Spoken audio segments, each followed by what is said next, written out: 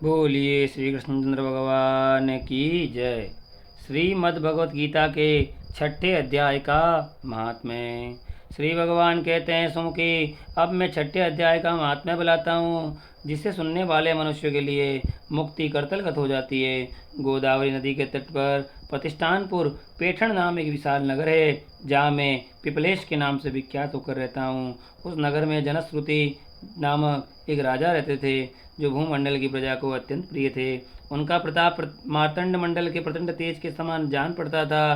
प्रतिदिन होने वाले उनके यश के धुएं से नंदनवन के कल्प वृक्ष इस प्रकार काले पड़ गए थे, मानव राजा की असाधारण दानशीलता देखकर वे लज्जित हो गए हैं। उनमें यज्ञ में प्राप्त हुए पुरुष के रसास्वादन में सदा आसक्त होने के कारण देवता लोग भी कभी प्रतिष्ठानपुर को छोड़कर बाहर नहीं जाते थे।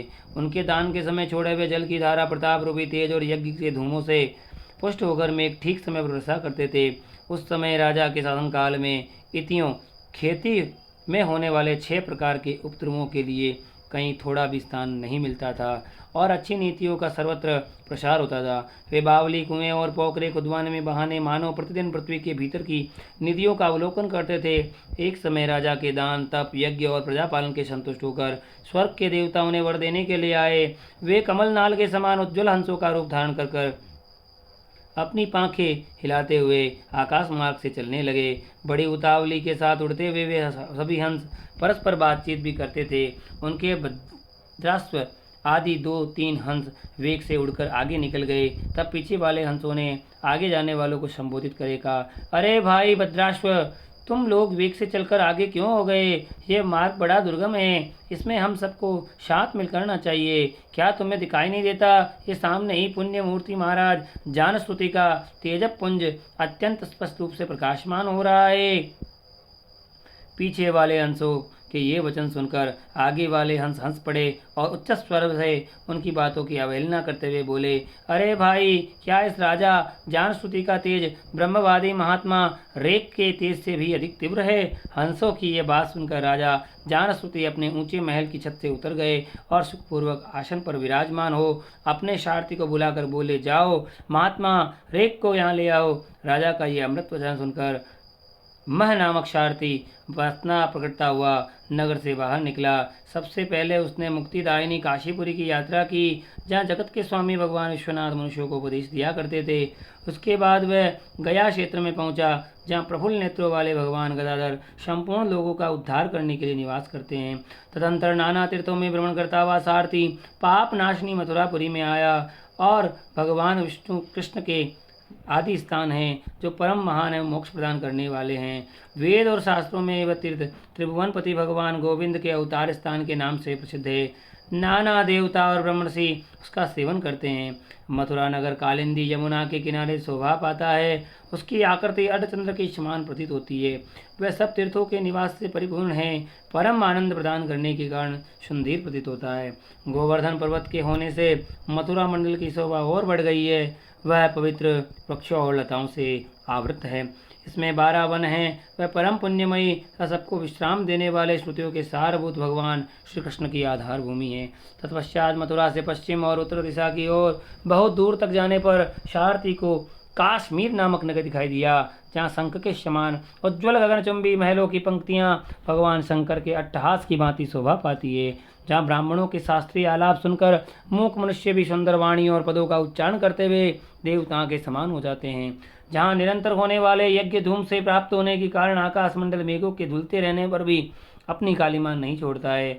वहाँ उपाध्याय के पास आकर छात्र जन्मकालीन अभ्यास से ही संपूर्ण कलाएं स्वतः पढ़ लेते हैं तथा जहाँ माणिक्येश्वर नाम से प्रसिद्ध भगवान चंद्रशेखर देहधारियों को वरदान देने के लिए नित्य निवास करते हैं।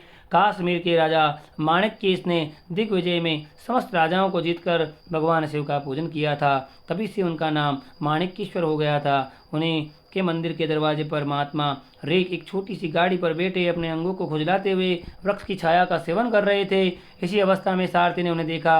राजा के बताए हुए भिन्न भिन्न चिन्हों से उसने शीघ्र ही रेख को पहचान लिया और उनके चरणों में प्रणाम करके कहा, ब्राह्मण, आप किस स्थान पर रहते हैं? आपका पूरा नाम क्या है? आप तो सदा स्वतंत्र विचरने वाले हैं, फिर यहाँ किस लिए ठहरे हैं? इस समय आप क्या करने का विचार है? सारथी के वचन सुनकर आनंद में निमग्न महात्मा रेख ने कुछ सोचकर उनसे कहा, यद्यपि हम पूर्ण काम हैं, हमें किसी वस्तु की आवश्यकता नहीं है, तथापि कोई भी हमारी मनोवृत्ति के अनुसार परिचर्या कर सकता है। रेख के हार्दिक अभिप्राय को आदरपूर्वक ग्रहण करके सारथी धीरे से राजा के पास चल दिया।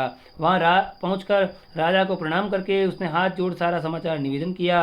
उस समय स्वामी के दर्शन से उसके मन में बड़ी प्रसन्नता थी। सारथी के वचन सुनकर राजा के नेत्र आश्चर्य में चकित उठे। उनके हृदय में रेख का सत्कार करने की श्रद्धा जागृत हुई। उन्होंने 2 खच्चरियों से जुती हुई एक गाड़ी लेकर यात्रा की। साथ ही मोती के हार, अच्छे अच्छे वस्त्र और 1 सहस्त्र गोएं भी ले ली।